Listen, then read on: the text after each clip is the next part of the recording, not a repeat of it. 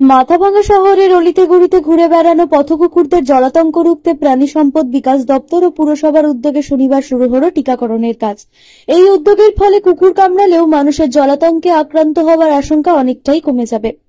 প্রাণী সম্পদ দপ্তরের কর্মী ও পুরসভার কর্মীরা যৌথভাবে শহরের বিভিন্ন এলাকা ঘুরে ঘুরে পথকুকুরদের ধরছেন এবং জলাতঙ্কের টিকাকরণ করছেন। প্রথম দিনই 25টি পথকুকুরকে টিকা দেওয়া হয়েছে। পুরসভার সূত্রে জানা গেছে, এই কর্মসূচি পর্যায়ক্রমে চলবে এবং আরো অধিক সংখ্যক কুকুরকে টিকাকরণের আওতায় আনার পরিকল্পনা রয়েছে।